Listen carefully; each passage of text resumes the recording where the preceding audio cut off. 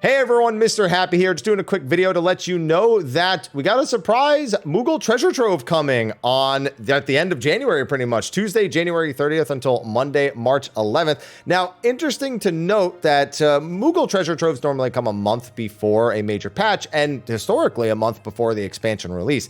Not the case this time. The key word here is the first hunt for Genesis. So apparently they're going to be bringing back the treasure trove again later before Dawn Trail actually comes out. So you can get a second hunt for Genesis. Now, what the second hunt will entail, we don't know, but the first hunt has a few noticeable changes that are very welcome for the Moogle treasure trove. Normally, they just give us a set of objectives and, you pick the ones you want to do, PvP, a dungeon, MSQ, roulette, whatever, And this time they're adding mini-mog challenges and an ultimog challenge as well for other ways of earning the tomestones on a weekly or campaign-wide basis. So, first of all, it's the same as usual otherwise. You do the things, you get irregular tomestones, you buy rewards. And we already said that the event is from Tuesday, January 30th until Monday, March 11th. So you got about, a little bit under a month and a half. It's a very busy month and a half, mind you, but hey, at least it's over before Dragon's Dogma 2. So, going into how to participate, we now have the Mogpendium. So this is an interesting thing. So essentially you can see the first hunt is underway and the second hunt is pending. So another little bit, but we're getting a whole new UI for it instead of it just being these little Moogle faces that are in the duty finder itself. And you can see with the category on the left, we're getting the standard objectives. This is the same way that the Moogle campaign has worked pretty much forever. Here's a list of things you do and they all reward a certain amount of irregular tomestones. Then you have weekly objectives that'll give you a little bit more, but you can only do them once a week. Then you have mini-mog challenges, which as we scroll down, make up a bunch of other activities you can do.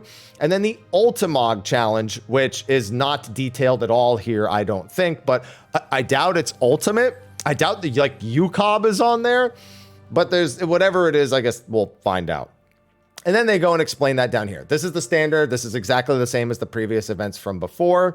Duties associated with the event will feature a Moogle icon in the duty finder. Perfect. And then you go down to the weekly objectives. Regular tomestones are awarded upon completion of relevant weekly activities. Each player will be assigned one objective per week from the standard objectives. So it's essentially just going to be a highlighted standard objective that's worth more. It could be the MSQ, it could be one of the dungeons, whatever. You're just trying to do that. You can do it once a week for more tomes. Then you have the mini-mog challenges. Now, these are also only once per week. Complete one of the two objectives to be awarded irregular tomestones. However, you have a bunch of things here.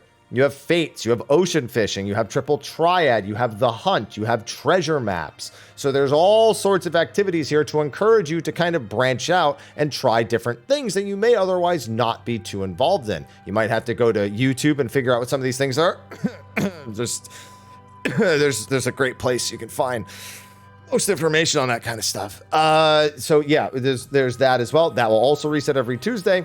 And finally, once per the entire event, you have the Ultimog challenges. A sizable tombstone reward awaits those who complete these special tasks. So then, other than that, you complete the objective, you click claim rewards. Rewards for standard objectives are automatically added, but the weekly minimog and Ultimog, you have to additionally choose to claim them when the time is right. Please note you'll be unable to claim rewards via the Mogpendium after the release of 7.05. So these rewards you just have to spend before then. Worth noting, that's a month after Dawn Trail comes out. And then the rest is the normal, find the iterant Moogle and, spend what you want. The Mamasheba neckerchief is back. You've got the Antelope Doughhorn, Titania Barding, the Modern Legend, Modern Aesthetics, the Yukinko Snowflake, Dalmel Whistle, Ultima Horns, a few different Orchestrions, the ostensibly special Time-Worn Maps, and then a bunch of other stuff that we're kind of used to seeing. We have the legendary Kamui Fife. I believe that is the Shinryu one, which I don't think I think the last one stopped at... Wait, no, Kamui, there's the Rose Lantern, the Boreas. No, I think we've had that one before, because I got Titania's mount from the last one that I did. And given the Antelope Doughhorn is here. Yeah, because I on my free trial account, I got the Titania mount, I remember. And it's funny because it's a Shadowbringers mount that I have in the Stormblood only free trial. And then a bunch of other stuff here. Late Allegan Armor, MGP Platinum cards, the cards you may have missed. There's the Titania card. And then all this other stuff. But the event itself, otherwise traditional. nice little additional way of getting people involved, making people feel a little bit more compelled to hop in and maybe just work on it occasionally instead of doing those super big grind fests, you know, the 4 Blue Mage dungeon spam that some of us get into during these treasure trove events. And I guess a nice way to kind of start off our downtime. We have this. It's going to overlap with part of the Xbox beta, which is supposed to start in the middle of February. We have the Final Fantasy 16 collaboration, which is either going to be April 2nd or 9th. We also will probably have the return of Fall Guys at some point. We have the second hunt of this. And don't forget that the Final Fantasy 11 collaboration is back, the Aroha one. If you missed Aroha's outfit, that's currently going on in game. And so we've kind of seen the pattern of what they're going to be doing to kind of keep people somewhat occupied while we wait for Dawn Trail this summer. Now we just have to find out when Dawn Trail is. Hopefully, March 11th is around when we're going to be finding out. I am predicting a live letter in March, so maybe I'll just start looking around that week, maybe the weekend before, maybe the weekend after, something like that. You know, just got to tide us over in between those little bits of news. But anyway, just wanted to make this video real quick before I hop back into Pal World. My Twitch stream is very patiently waiting for me to leave YouTube mode.